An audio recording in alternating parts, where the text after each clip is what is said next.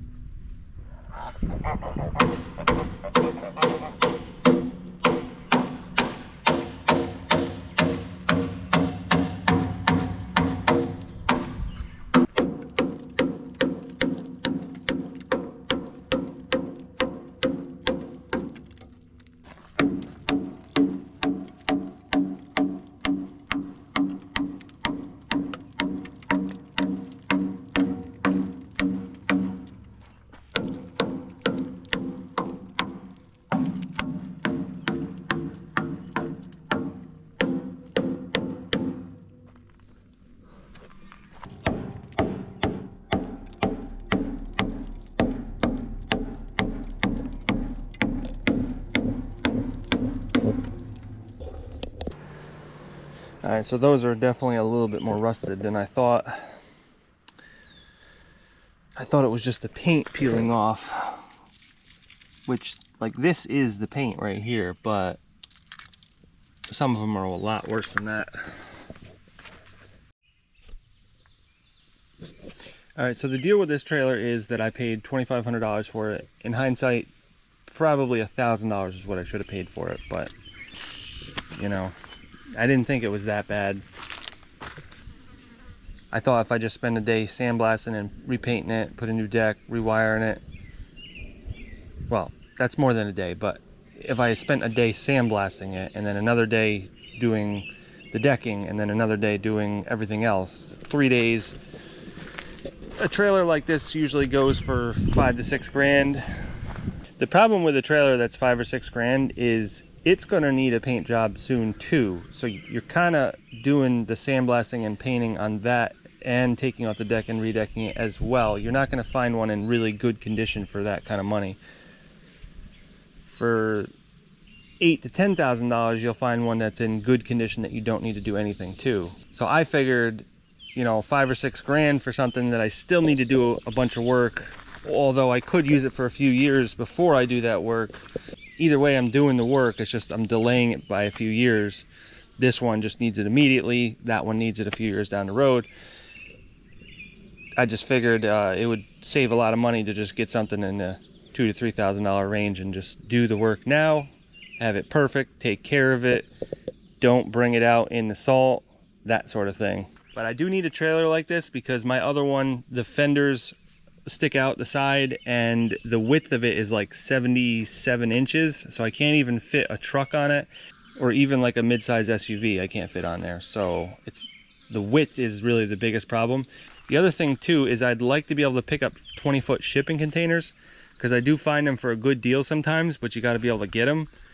And this is perfect for that because this has 20 feet of deck. I actually would have been fine with 16 feet of deck and then having another 5-foot tail like this, because with the ramps the way they are, it creates an extension to the deck. But for some reason, they just do not make these trailers 16 foot plus the tail. It seems like they start at 20 foot. I have found a couple of them that were 16 foot, but they were like brands that I never heard of.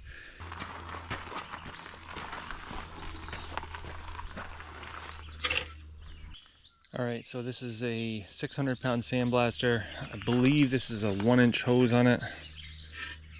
Not totally sure about that, but this thing is a beast. And one thing that I've always had trouble with this sandblaster is the sand that I have been using gets moisture in it from the moisture that's going into it. So I actually have 2 water removers on the compressor, but still it gets moisture in, and the sand itself was always so fine that it clumped up and it would have problems feeding. It would still work really well, but sometimes you got to mess with it. But I recently just discovered a new type of sand that I can get, and it's actually a lot cheaper. It's a lot more coarse, but not too coarse. So I think I should actually start having fun with this machine instead of messing with it all the time.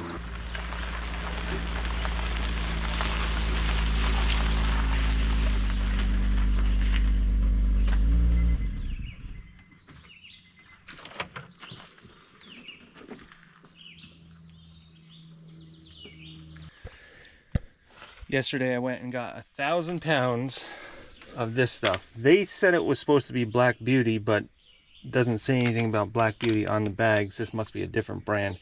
Nevertheless, though, I checked it out, and I really think that this is going to be the answer to a quick and efficient sandblasting process. It's like a medium grit. It's not fine, which I'm really happy about. I hate the fine dust that you get all over the place from the fine stuff. They had fine, medium, and coarse. The coarse seemed like it was just too coarse. I've used similar stuff before, and it actually really hurts when you get hit with it. But I've never had a medium grit, which this is, and it's supposed to be a 20-40 mix, like 20 to 40 grit is what it should be, which seems like it's fine enough, but also coarse enough. And this is 60-pound bags, and it was only like 11 something and change. And if you go to Tractor Supply to get the other stuff that I've been using, it's like almost $16 for 50 pounds. And this stuff is kind of junk anyways.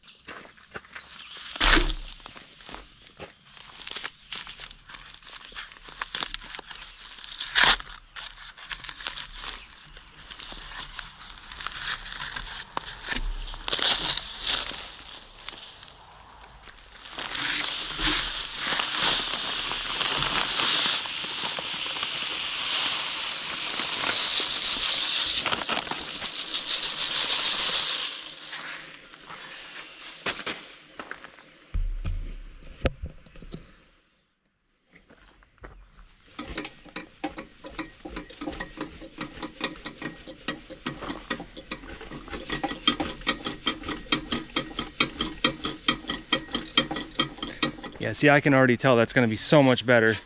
Because normally when you load this up, you get like a cloud of dust. But there's just that little bit, and a lot of that is actually from the old stuff. See the residue of the old stuff that was here?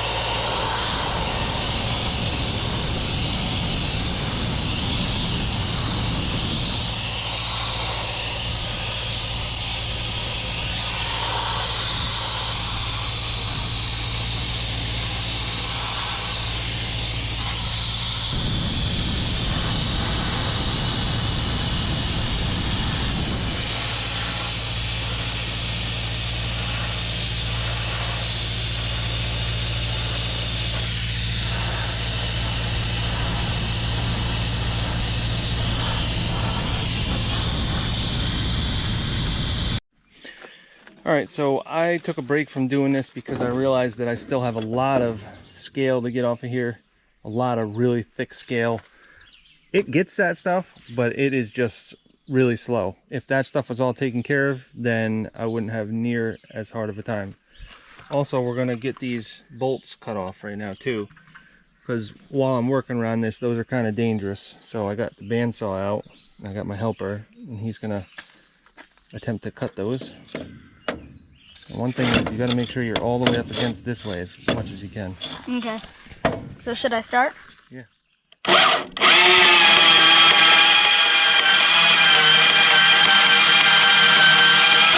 Don't push too hard either. That one, you just got to get as close as you can. I'll grab the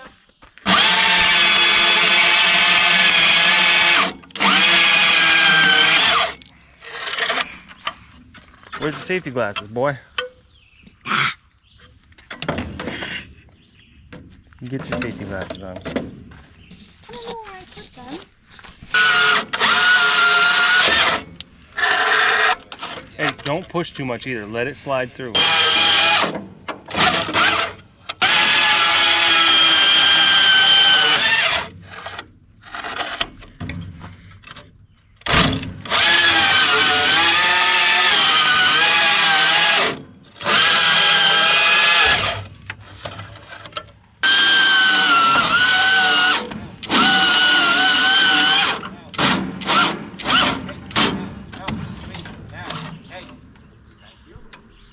Katan kayo!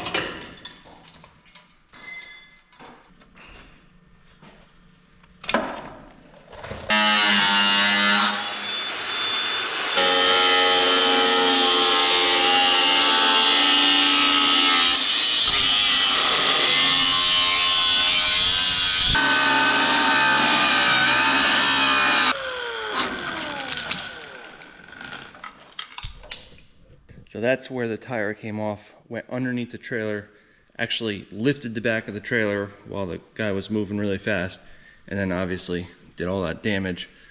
So to get a new piece of 4x8 tube stock, it was $500 from my local steel supplier. So I'm not gonna pay $500 just for that piece of steel.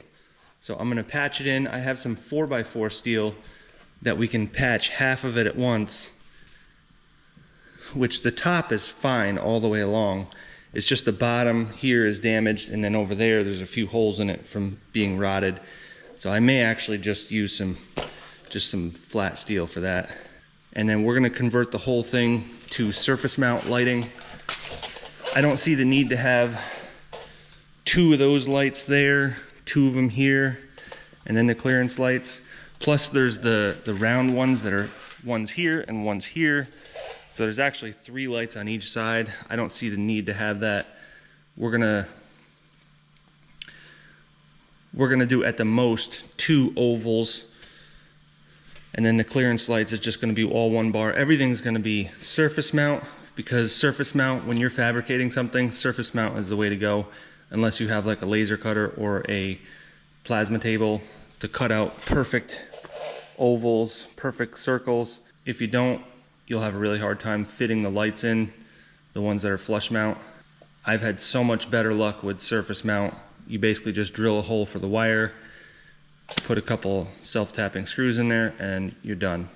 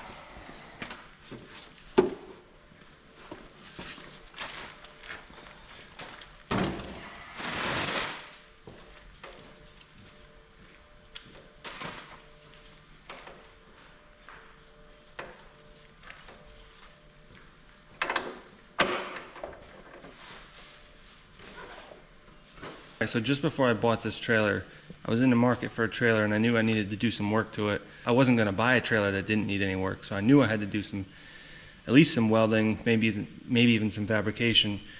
So our captain reached out to me and they wanted to send me this welder, which is a MIG, stick, and TIG welder all in one. So we're just going to try this out, MIG welding, see how it does.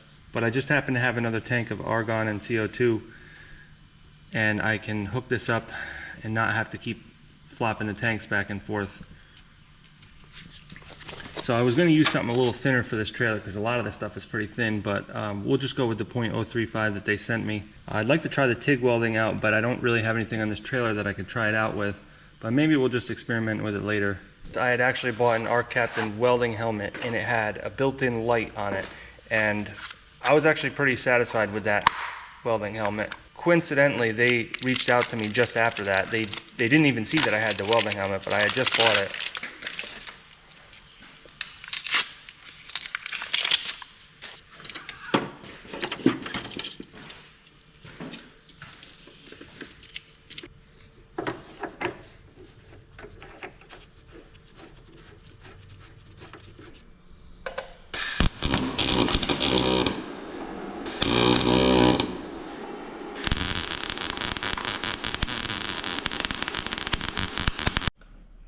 right, so at this point, I've changed my mind again.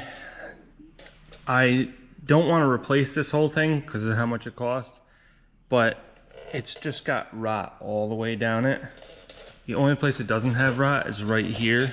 So what I did is I cut off the ears that hold on the ramps, the pin for the ramps. I cut those off here. What I'm gonna do is take my cold saw and just make a slice about 1/2 inch from the top and 1/2 inch from the bottom. Slice, slice, and then just put in a new piece of 3/16 there. Just weld it all in. I just don't want to piecemeal it all the way along. I'd rather just have one solid piece going all the way down. And I was trying to use the torch to cut it, but since there's rust on the backside so much, it just is throwing slag everywhere. And so torching it's not gonna work. Plasma cutting might work, but I think I'm just gonna try the cold saw. It'll have a nice clean cut. I don't have to worry about slag.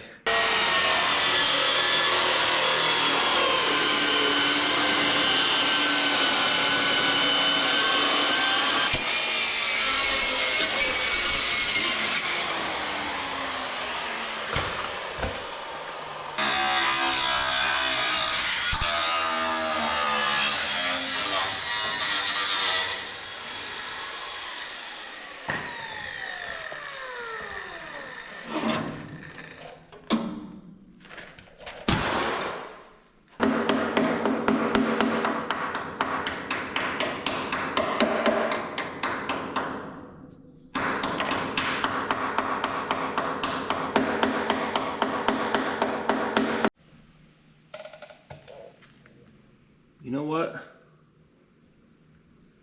Nope. I'm not doing it. I am not going through all this work just to have to do this again in a few years. I need to replace this piece. I did find where I could buy this for like $100, but it's like 100 miles away, or I'm just gonna go to my local yard and pay $500 and get a new piece. I'm not doing it. I know you guys see me change my mind all the time, but you know, I cut into here and then I realized the bottom is just got holes everywhere. From underneath, I couldn't even see those. It actually looked good from the bottom, which is what made me decide to just get the sides here, because the top is good and I thought the bottom was good, so I thought that was the only thing. But you know, there's some holes on the back side too. It's a shame because I did spend a lot of time just doing that, and now I got to cut it all out. Gotta cut the whole thing out and just replace it. This is 4 inches thick and 8 inches tall. All right, so after calling around and getting some pricing this morning, I have come up with a different plan which I think will solve many different things at once. So instead of getting a 4x8 rectangle, I'm going to get a 6-inch C-channel. I was browsing on Marketplace looking at other goosenecks, and there are quite a few of them with a C-channel on the end instead of the box like this. And to be honest with you, I love the concept of open steel. I hate when they close up steel like this, because that's what happens. It rots away. Not only does it rot away because you can't get to the inside and treat it or clean it, but also because there's two sides that are helping you structurally, those two sides are going to be thinner than one. Like C-channel just has one web in it, so it's going to be thicker than the two sides that are on this. And these two sides are just too thin. I think they're 1/8 inch, but I actually think that it could be less than that too. And so for that C-channel, it's only like $150, which is a massive price decrease. Also, because it's a 6-inch C-channel instead of an 8-inch, I checked the load calculations and it's going to be perfectly fine. You could actually load 14,000 pounds right in the middle of it, between the span of there to there, which is about 4 feet. You could load just about 14,000 pounds right in the middle here, which is way more than I need. But also I had a problem with this trailer when I drove it in my driveway coming off of the main road. This hit on the bottom, and I can lower the gooseneck, or actually raise the hitch about 3 inches, so that will help a little bit. But 3 inches up there only equals about 1 inch back here, because the axles are closer to the rear.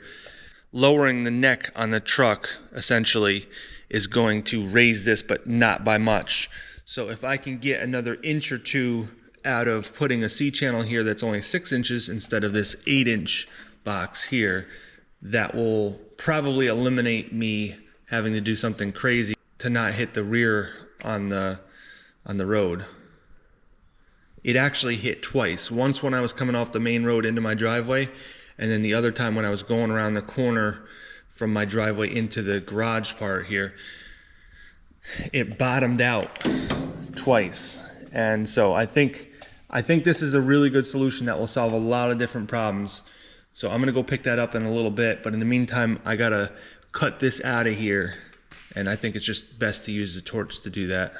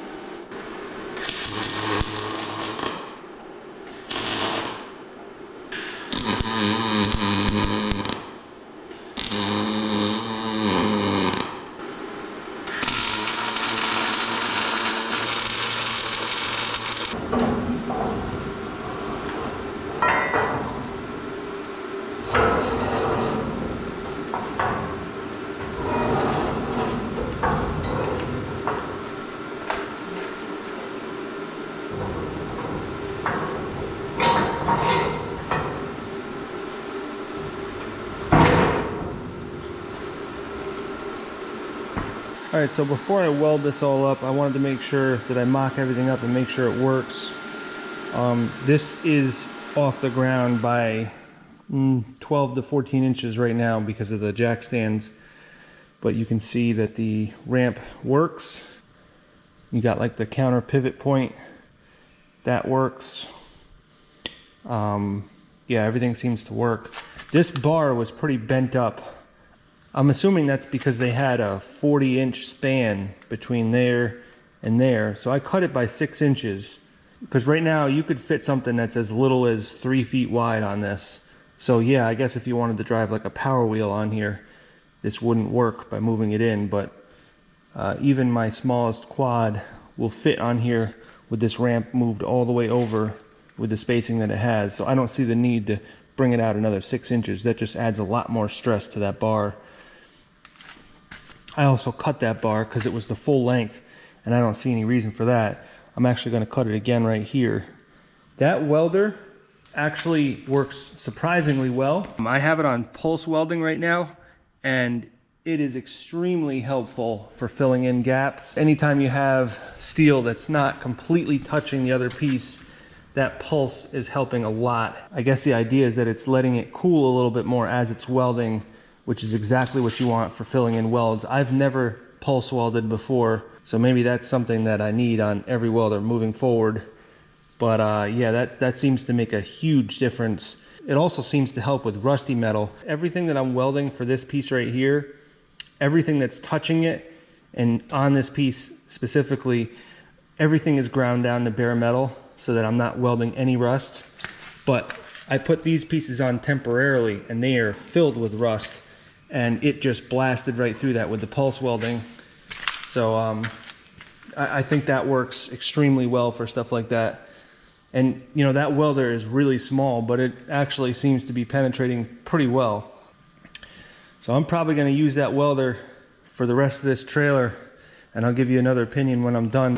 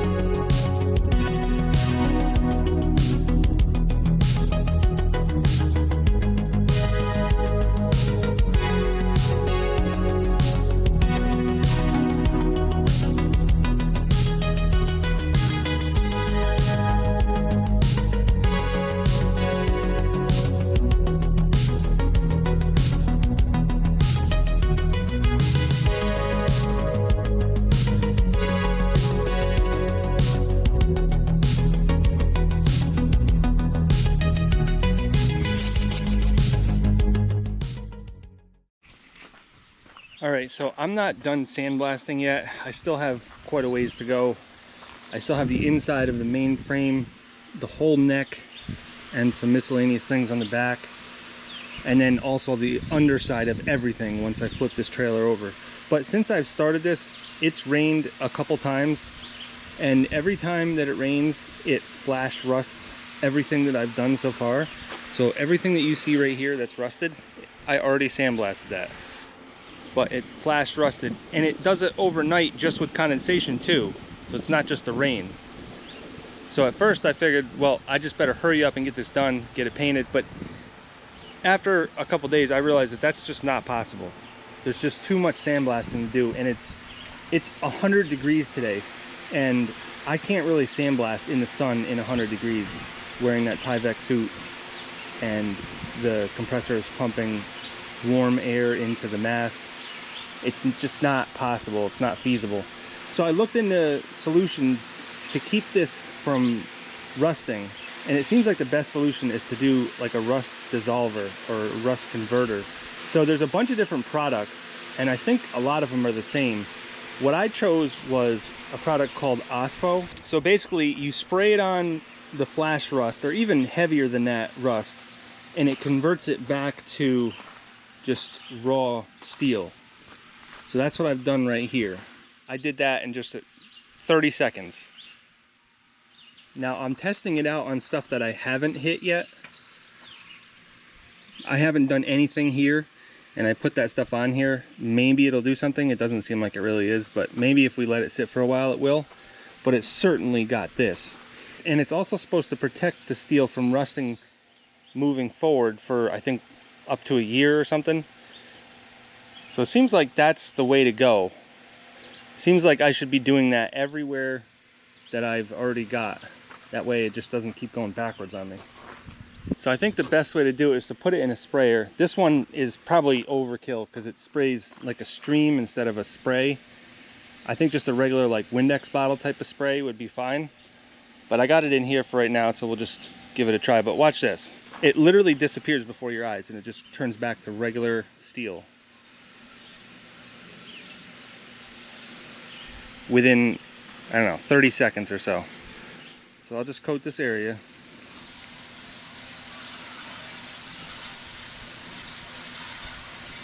Now this is, I think, phosphoric acid.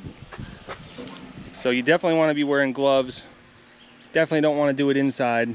If it's outside, make sure there's a breeze going the other way. So you don't want to be breathing this stuff in. You don't want to get it on your skin. You don't want to get it in your eyes. I'm standing far enough away where I don't have to worry about a lot of that stuff, but I'm just warning you guys.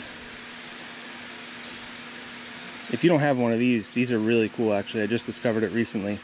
You recharge it by taking an air compressor and just putting it on the top here in that Schrader valve, and you can put up to 200 psi in it, and then you got a lot of pressure. It lasts almost the whole tank, and you can just kind of spray away. You don't ever have to really pump it up or anything. I was using it with diesel before to clean parts, but yeah, it works for this. But look at that, it's just like instantly converting it back to raw steel.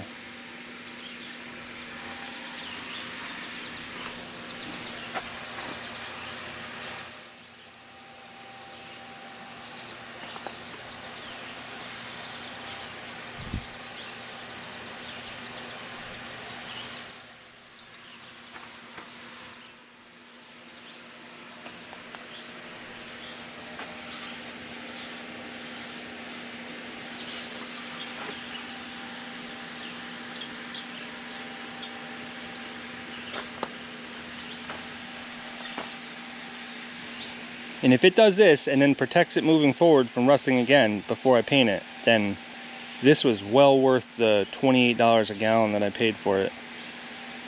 Because now I can just not have to rush. I really didn't plan on doing this project right now, so I'm kind of doing it, but I really don't want to spend like all my time doing it.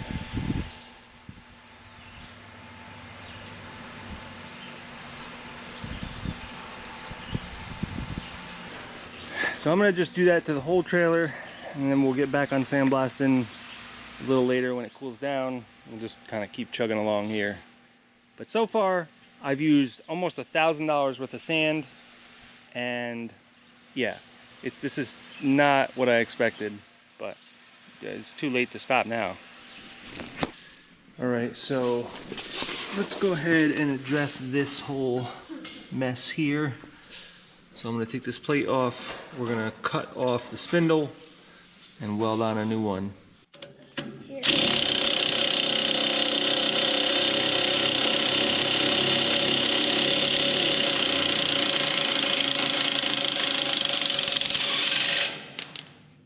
Okay, apparently that just... Yeah, I don't think that's going to... A 13 millimeter is slightly bigger than that, but it's smaller than this. Nope. Let's try the half. Yeah, half ain't gonna do it. It's too small. Too small. Okay, so here's the new hub that I need to put on there, and it comes with a new flange, so I couldn't get these bolts off, and I got a new backing plate. So I guess there's no reason to really save anything. We'll just torch those bolts out. The only reason I need to even get this plate off is just so I can access the weld that's directly behind it. If I took the whole axle out, I wouldn't need to do that, but I don't feel like doing that. So we'll remove this, and then I can get to the back side and I can cut the welds.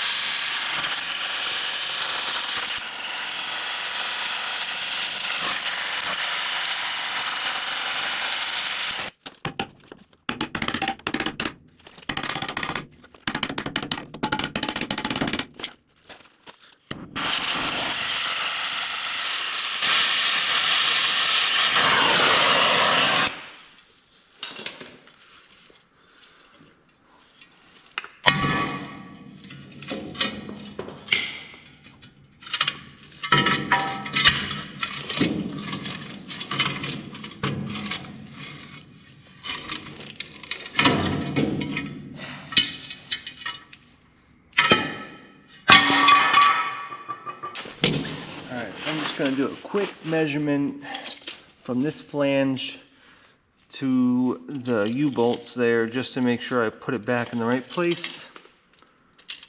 So from the face, it's 1.5 inches. So the remainder of those bolts that are in there are actually kind of in the way of making my cut. Just gonna pop those out.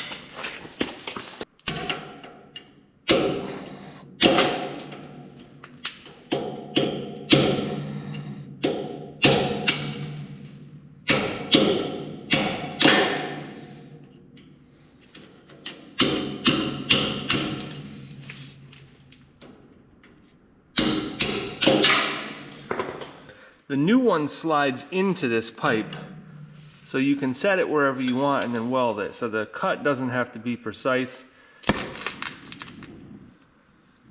I don't know if you guys noticed, but I've been trying to use the torch a lot lately.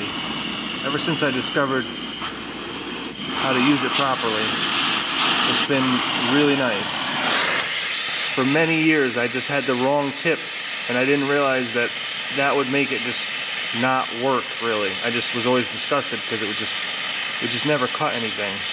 Come to find out, I had a tip that was meant for like 1/4 inch steel at the most. So now I got a bunch of tips I can cut up to like 3 inches of steel.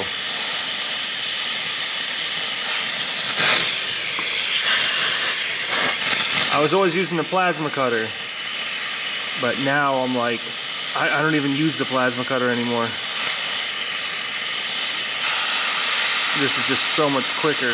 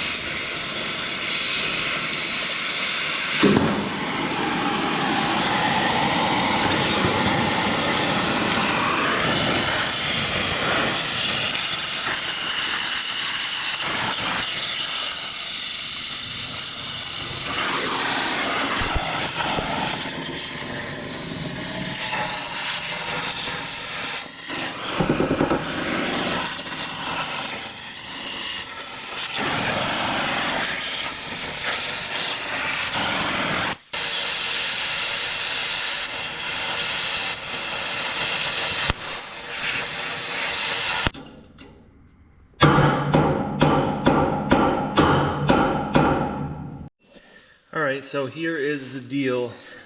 This spindle that I ordered is the wrong diameter. I had no way of knowing what diameter I needed until I took this apart, but this seemed to be the most common diameter for this size axle. So I could return that and I could wait a week to get another part, or I could just make something work. Okay, so the closest thing I could find is this pipe right here. It appears to be galvanized. I have no idea where I even got this from, but we should be able to scratch that galvanized layer off pretty quickly, and then when I go to weld it, it won't create fumes. I don't know what kind of steel this is, but I don't think it really matters. Even mild steel would be fine. I do have lots of solid round stock that I could make work, but this is already bored out mostly to what I need. So the amount of work that I need to do to get this to where it needs to be is very little compared to anything else I have.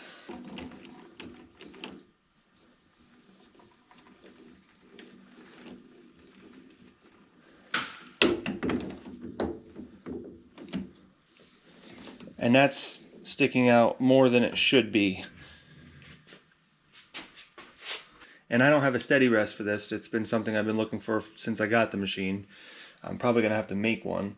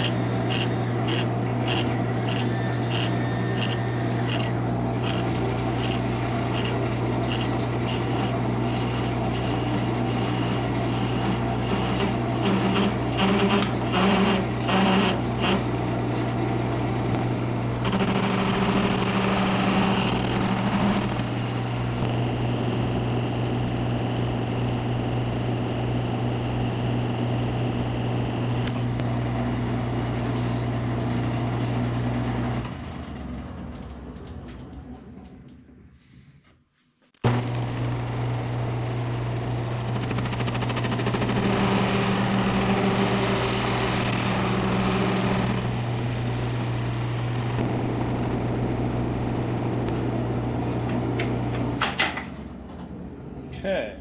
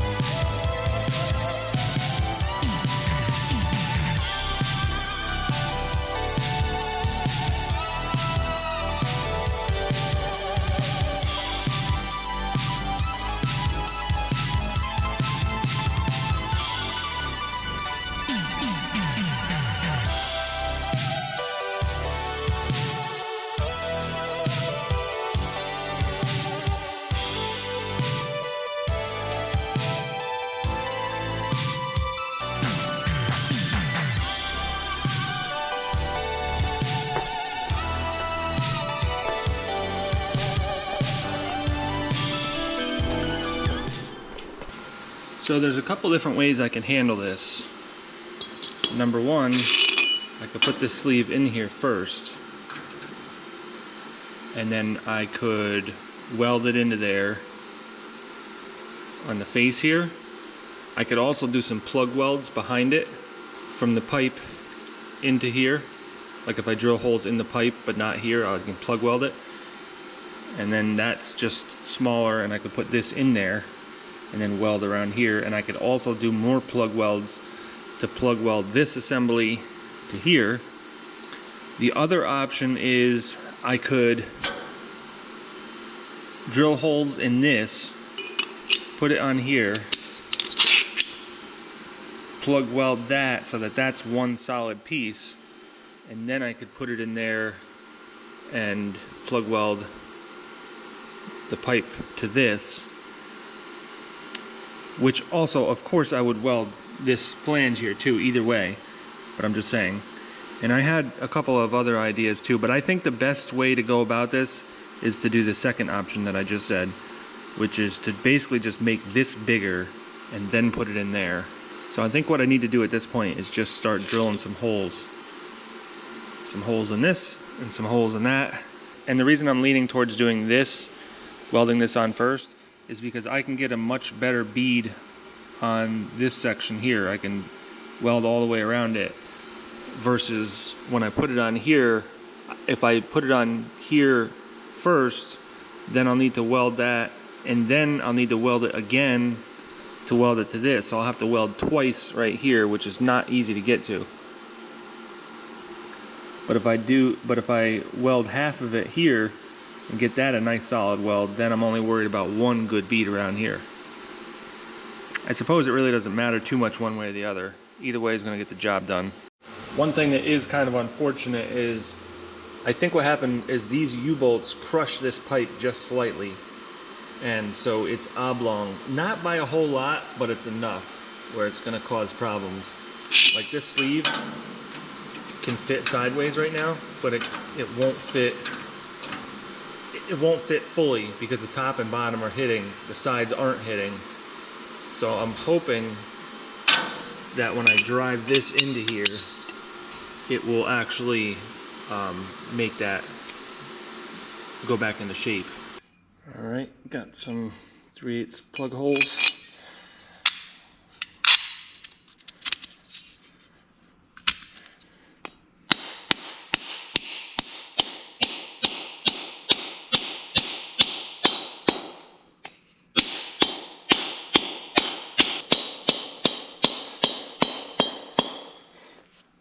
All right, so I'm really happy with that. I'm gonna weld this, I'm gonna weld the plug holes, and I'm gonna weld this too. And then I'm gonna put it back on the lathe and turn it down so that it's ready to go back into here.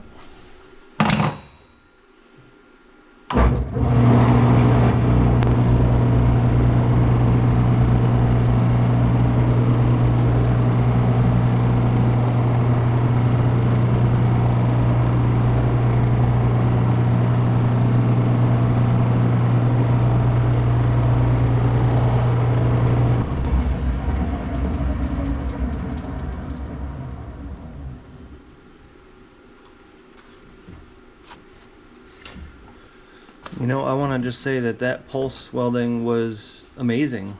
That, even with thick material, left a nice bead on there. Now if I had like a rotating table that I could weld on, then I would have got it perfect, but trying to weld around a circle is not exactly easy, especially on a small circle.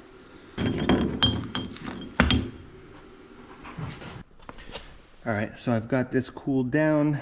Now I'm going to heat that up. Hopefully that helps.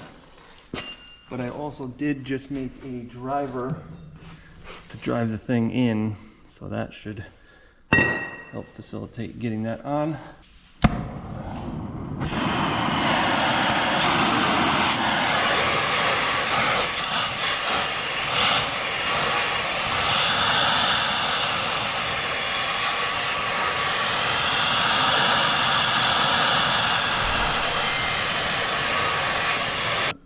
5th hole should be going up.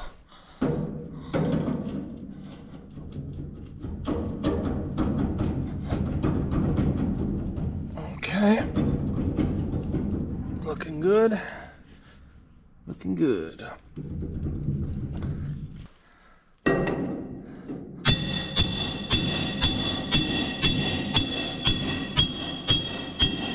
That is a nice fit.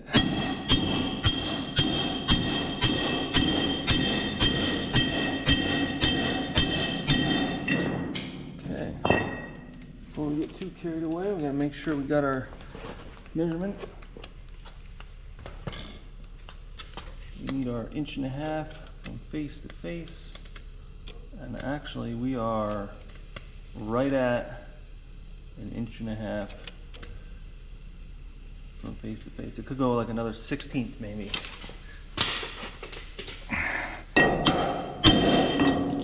There we go.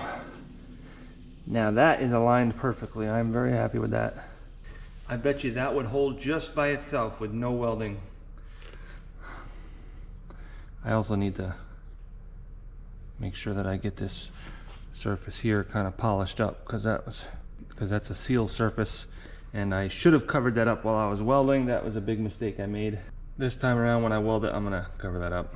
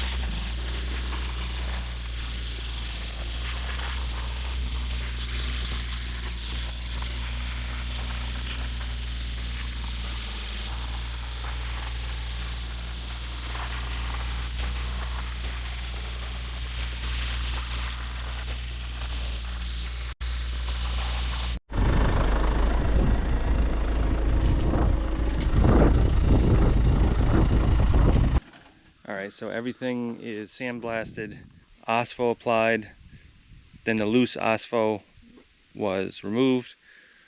Now we're ready to paint the bottom. So we're going to flip it up, prime it and paint it on the bottom, flip it around the other way, then paint the rest.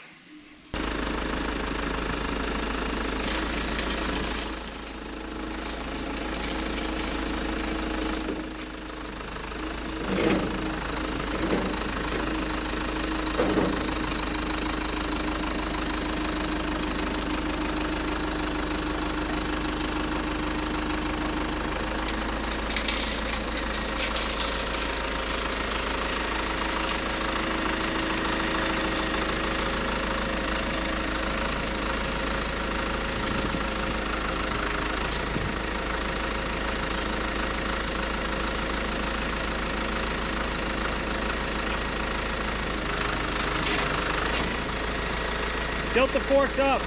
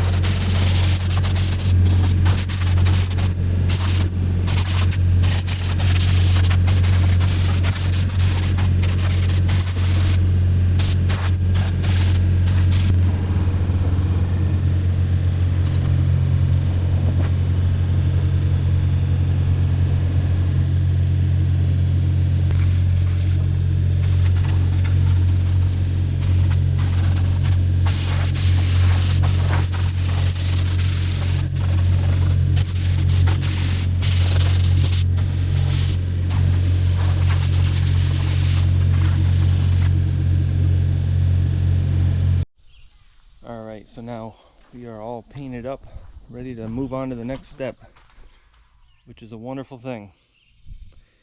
So that's the spindle that I replaced right there. I still need to put a U-bolt back on, and I want to take apart all of the brake assemblies to check the bearings, check the brakes, adjust the brakes, and I want to deal with this. I want to deal with just everything here before I put on new rims and tires. So that is something that I need to address. Yeah, that's what's left of that bolt right there. Nothing. There's nothing holding this. So I think what I'm going to do is take this off, weld that up, re-drill it, and then put it back on.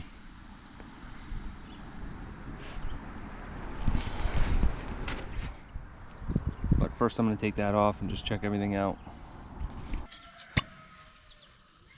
So these are the quick lube ones where they have the grease fitting right here, but it's broken off.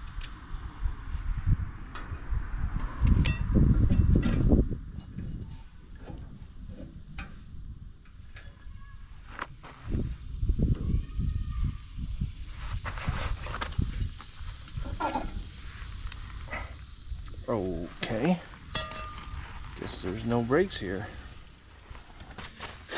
Okay, so I don't know what happened with this trailer, but it doesn't even have brakes here, so I guess I gotta get new brakes. Normally you would buy the brakes with the whole backing plate and everything, so I'll probably end up torching off these bolts like I did on the other side.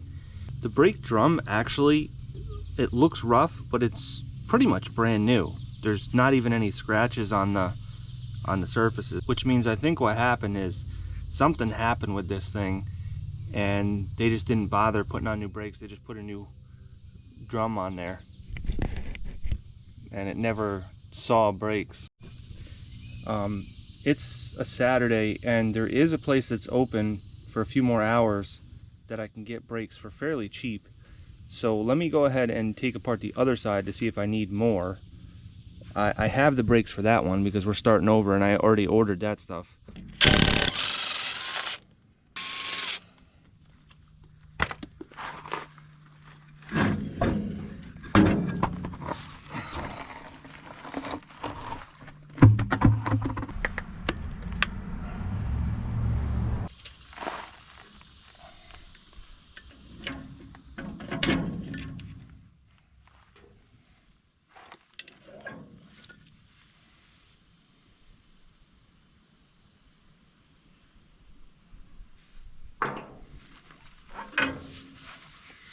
Okay, there's zero brake pad left on that. That's just metal to metal. Man, oh man, this guy must have really abused this trailer. Not totally thrilled about that. Usually the motto that I go by when I buy something from an older guy because he's probably going to take care of things. Like almost everything, like most of the stuff that I buy is from an older guy because I know the younger guys tend to abuse stuff. In this instance, that's not exactly true. So yeah, we're definitely looking at a new set of brakes for here. I might as well just throw some new bearings on. I'll try to salvage the drums just because sourcing them out, that can get pretty pricey if I don't do it online. So I can always replace those later. But we absolutely need some brakes, and bearings would be nice too.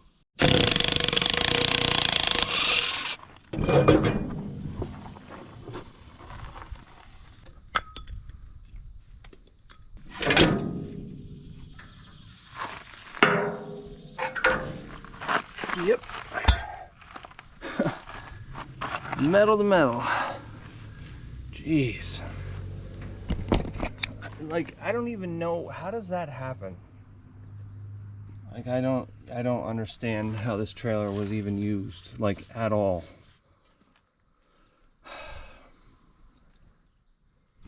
Like, how does it warp like that with no brakes left? The drum is actually in remarkable condition considering. Alright, so to the store I go, spend another $500 or whatever. Also, now that I got these wheels off, I can address the rest of this frame, which I couldn't get to with the wheels on, as well as, you know, the whole spring situation. I want to just get everything all at once. I'll put on the new tires and rims once that's done, and then that way I can walk away and this whole side's done.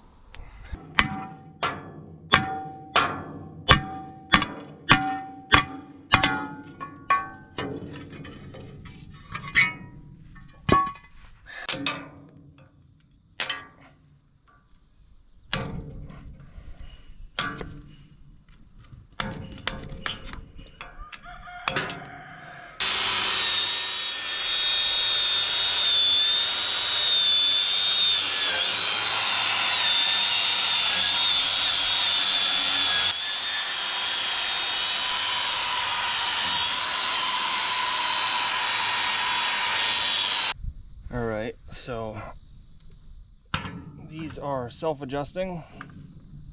These are Lippert or Lippert or however you say it, I don't know, but it seems like a good brand.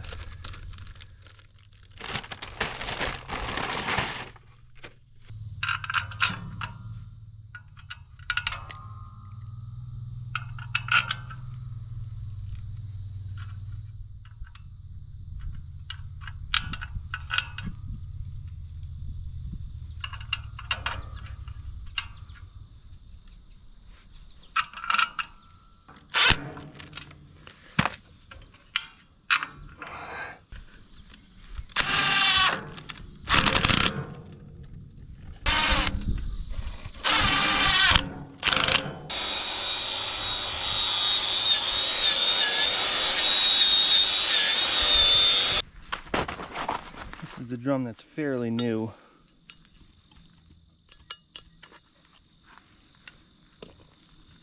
I'm just gonna reseal it, repack it. Everything looks pretty new though.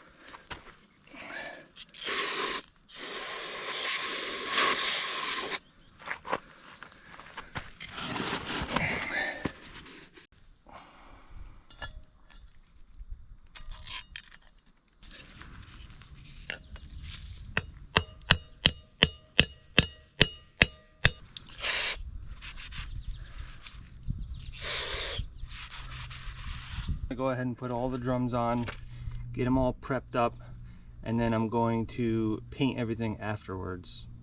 Otherwise I gotta wait for it to dry before I can put it on.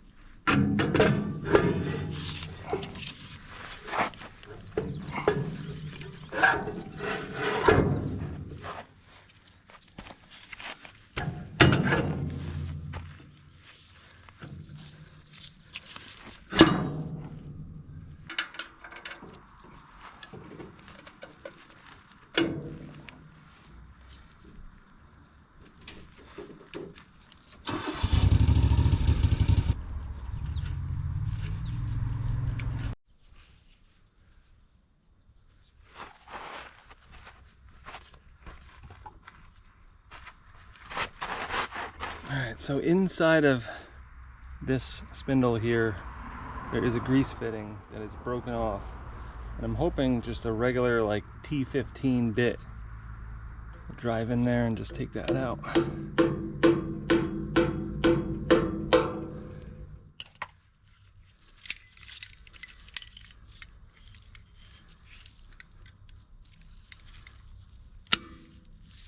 Oh yeah. That's not even an issue at all. There we go. Perfect. New grease fitting.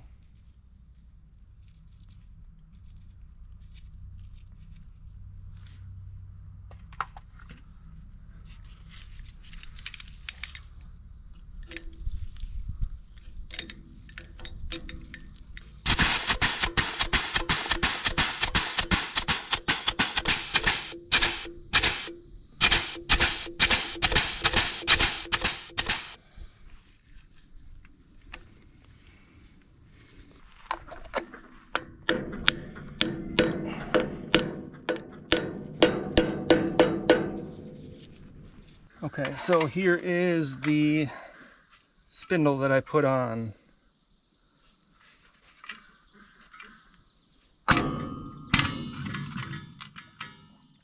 And I had already ordered these brakes along with a new drum. So I've had this for a while.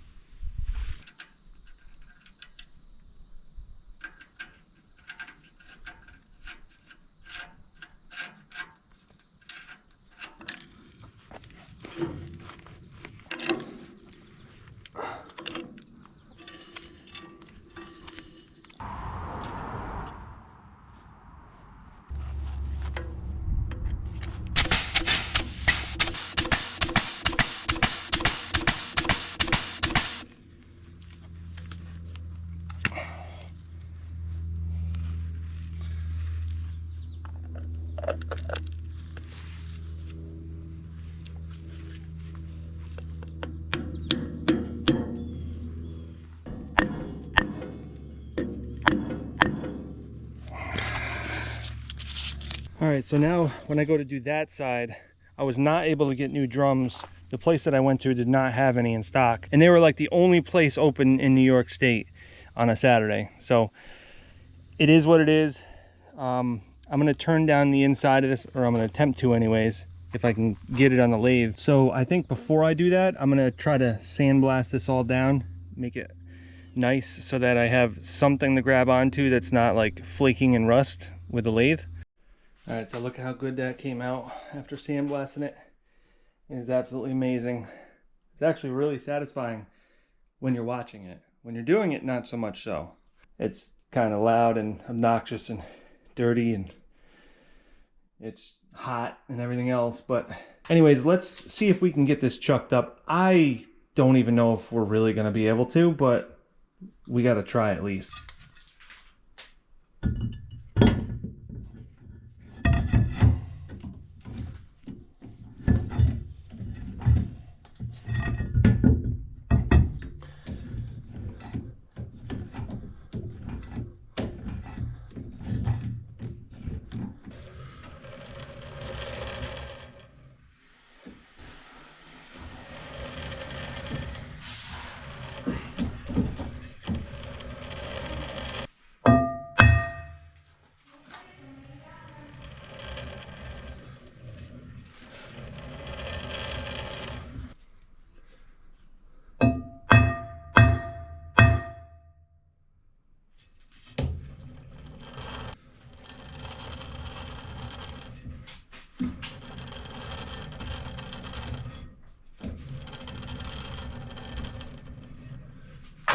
That's pretty close right there.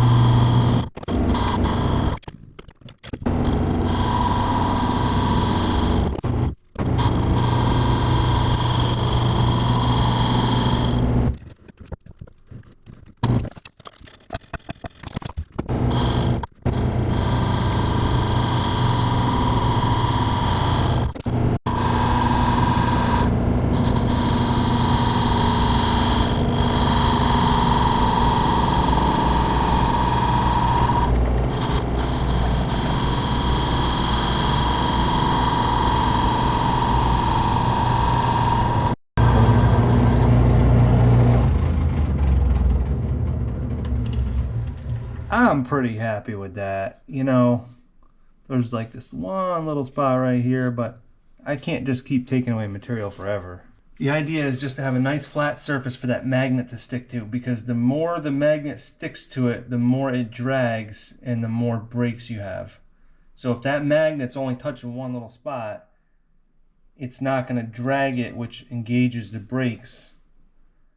So you'll have very little braking. But overall, I wasn't even sure if I could do this, so I'm very happy and thankful that I could do this.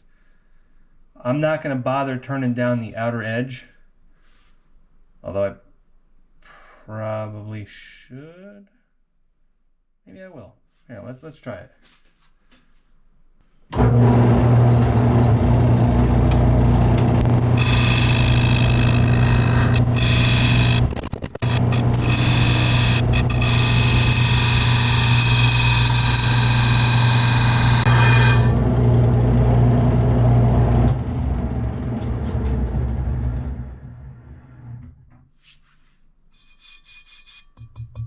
Not too bad. Alright, I'm done spending all this time on this. We still got one other one to do, so let's go do that one.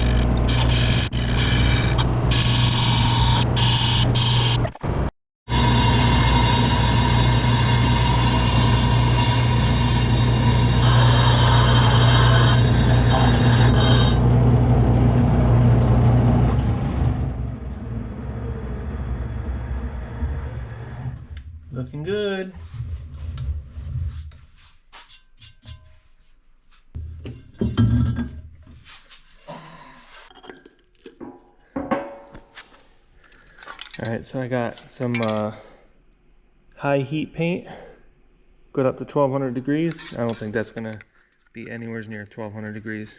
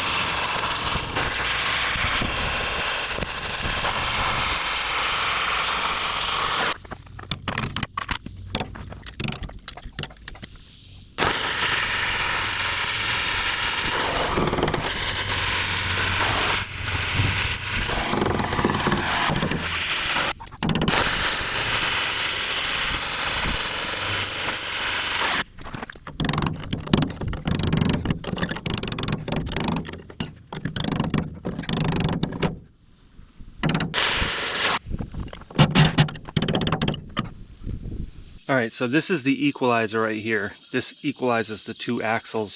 So the old one was obviously way past shot, like ridiculously past shot. I mean, there was twice the hole in it. So yesterday was Sunday, and I was really worried about getting these because I didn't really think that I needed them. I thought I could rebuild it, but it's too much work. Number one, you need a new 7/8 bolt, and I could not find that anywhere. But number two, there's like a sleeve in there, but then also inside the sleeve there's a plastic bushing. And yeah, I probably could have done something, but it would have taken me like a whole day just to rebuild these two. So I was like, all right, well, now I'm kind of held up. So I went and did some other stuff, and then I actually bought these like 15 minutes down the road from me. I waited till today, which is Monday. And these were $60 a piece. They're exactly what I need. and they had the wet bolts, which means there's a grease fitting in it, which it should have had that from the beginning, because that would have prevented everything that happened. And to buy these online is like $100 a piece. So these were $60 a piece right down the road, and the bolts were $15 a piece. So I thought that was really good. Sometimes it's good to just kind of like, just go do something else for a little while instead of racking your brain out trying to do one thing. So in that case, and so in this case, that's what I did. So I also got new bolts that go through here for the leaf springs. And the reason you want these bolts instead of just regular bolts is because they got like the little serrated part on them that stops them from spinning. So that's what you really need. Otherwise they'll spin and then they'll wear out.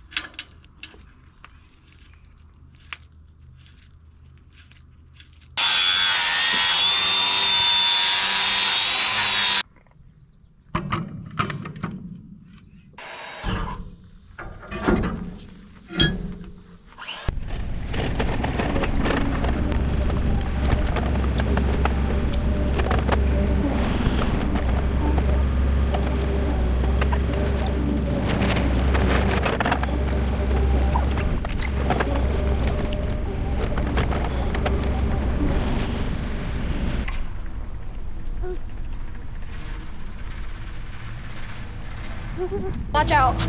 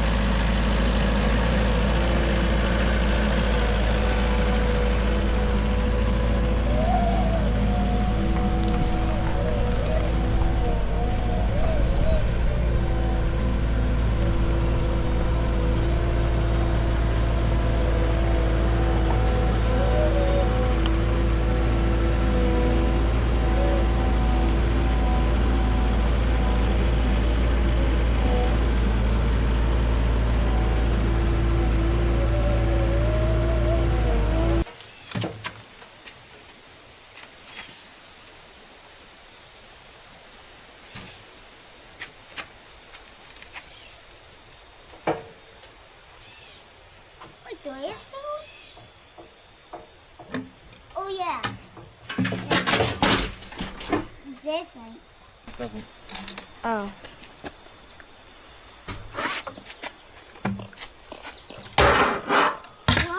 Why is this bird the same one? Dude. That's what you do.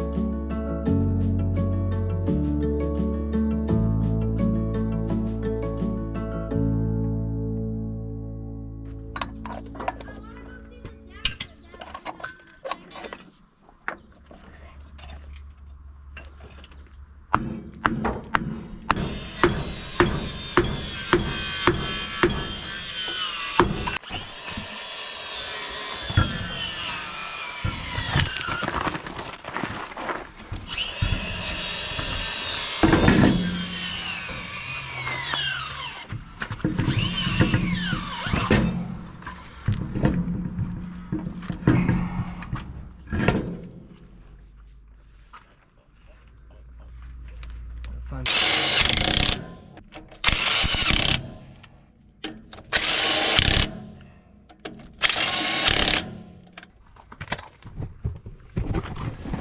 Think you got it? You got it backwards there, boy. Spin her around.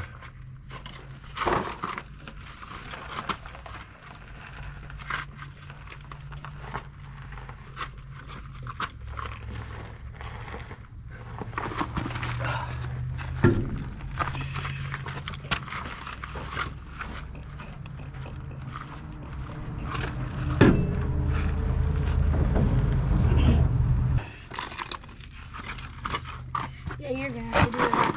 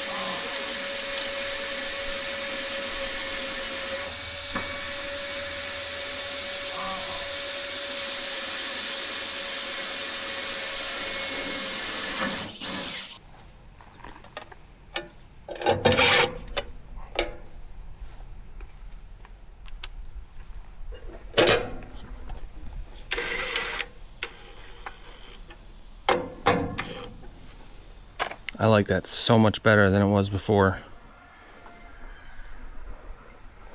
Just this whole setup back here, I like it way better than before. I did not like that box beam there. Having an open C-channel means you can maintain it, wash it, doesn't rot from the inside out. The only thing I'm a little bit iffy about is these lights being on top of here, but they are below the plane of this, and anyways, I don't see why you'd have anything right there. Anything that you're going to load is going to be wider than this, 16 inches here, so there's no reason for that to ever really be damaged. What if you load a 3-wheeler? So at this point, I am ready to hook up the ramps, and then I'm ready to go pick up a skid steer because I've been kind of waiting for this to be done to do that. So let's put on those ramps, hope everything works, because I did change a little bit, but I think it still should work.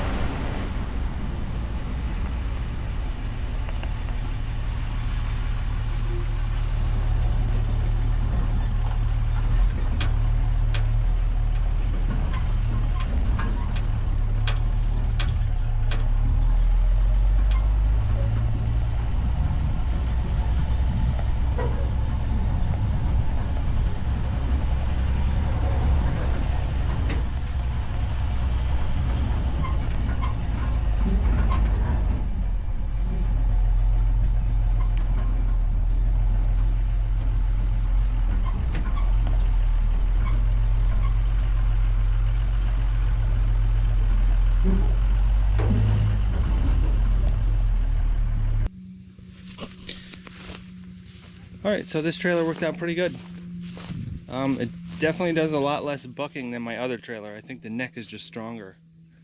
Just a lot less give on the neck. I put 14 ply tires on here. That's what it had when I got it. It really only needs 10 ply, but I like the idea of these better. They are rated for more weight.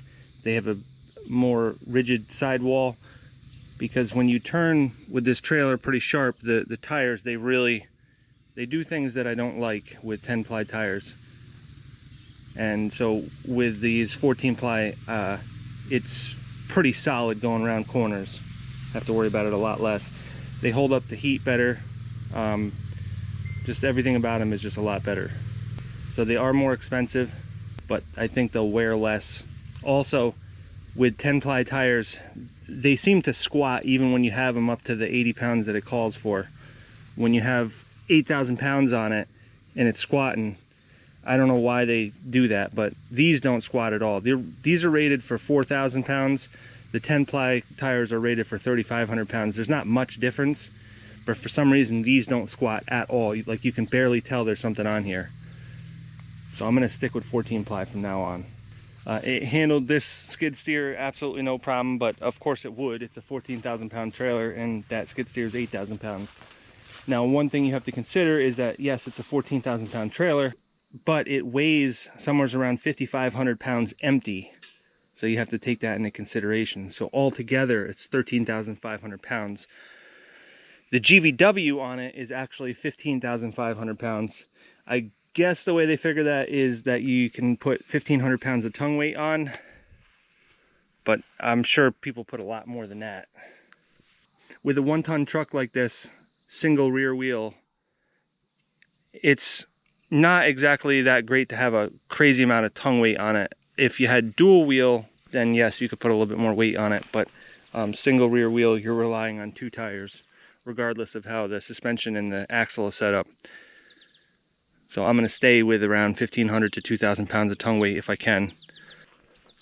So that welder that I used to do some welding on this trailer, that actually is a pretty nice little welder. So our captain sent me that, and I was pleasantly surprised with that little tiny thing. I mean, it's physically really small, but it's actually more powerful than my Lincoln 180. So I'll leave a link in the description for that welder.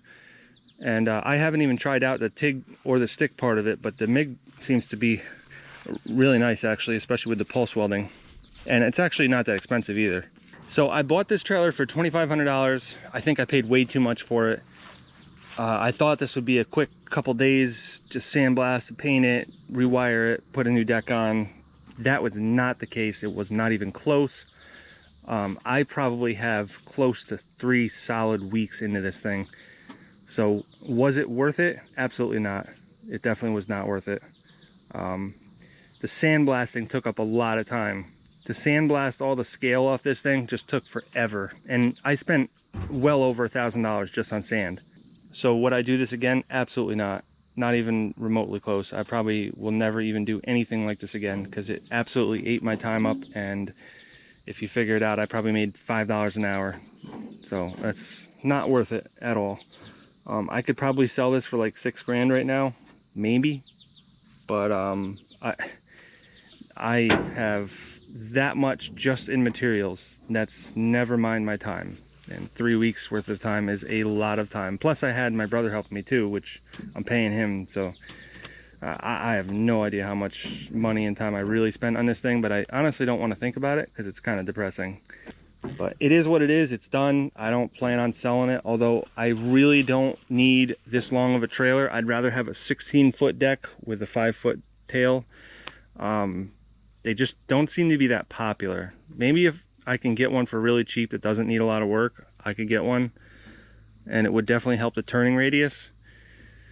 But there's absolutely no reason to have a 20-foot deck on here, because if you have 16 foot plus 5 foot, then you actually have 21 feet for a lot of things, because those can count, especially when you're hauling materials. That can count as part of the deck, because that's perfectly level with the deck. I mean, yeah, you could definitely carry some attachments for the skid steer, but you could do that with a 16-foot deck and put the attachments on the back or something. You could still put them on the front, actually. My other trailer was 17 feet, and I never had a problem. I could put multiple attachments on there. So one other thing I kind of struggled with on this whole project was making these boards for the deck. We had a problem with the sawmill. I had tried out some new blades, and they were not working. And so I ended up with some boards too thick, some boards too thin, wavy all over the place. Like you can see, that is horrible. But for a trailer deck, it doesn't really matter. So I guess it's not too bad when you think about that. But like you can see, this deck is sticking up. I don't like that, but it is what it is. It'll work perfectly fine. I didn't have any trees that were 20 feet long that I could cut one full board. So I just did like 16 feet and then I put another 4 feet here. But there is a few things that I want to use this trailer for that actually the long deck will help out with. Number one, when I go to get like materials like ICFs or any kind of foam material that doesn't weigh a lot but needs a lot of space, this will definitely help out a lot. I also go get round bales, and I've been using my Deckover trailer with my dump truck, which that only has a 16-foot deck on it. So this actually will carry more round bales, and they're not really that heavy, so probably fit like 10 of them on there. And I also need to go pick up a 45-foot pole, so this will help out with that. And various other things to do with like construction, you know, lumber and materials and stuff, getting steel. It will help out a lot.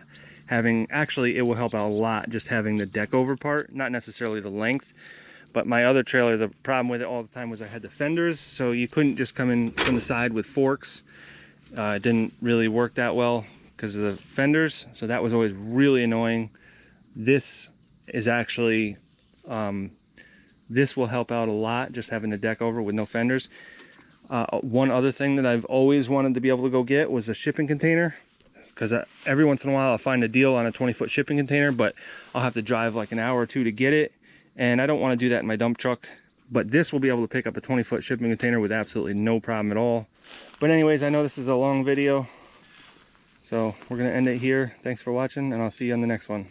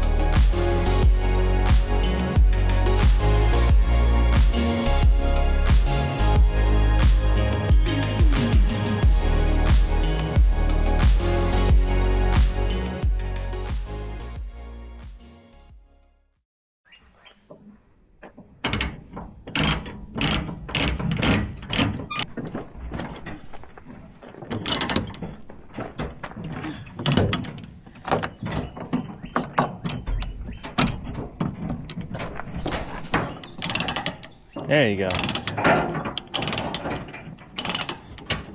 That might be enough. No, unhook it right here.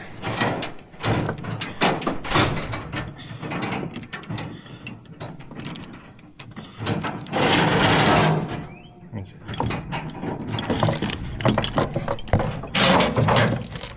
Watch your little toey toes.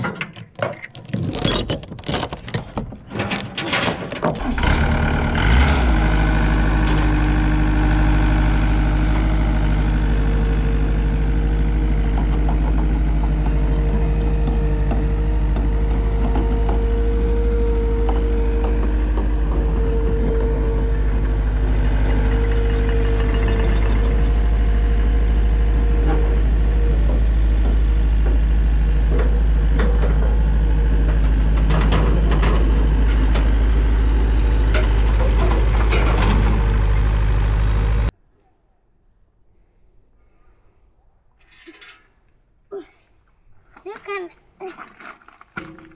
heavy. Well, big boy, it looks like you can help your little brother out, I guess. No, I don't need help. I just don't want it to slam.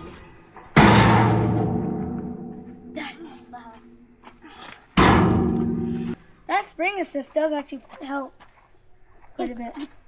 It helps until you get about halfway up, and then it doesn't help too much anymore.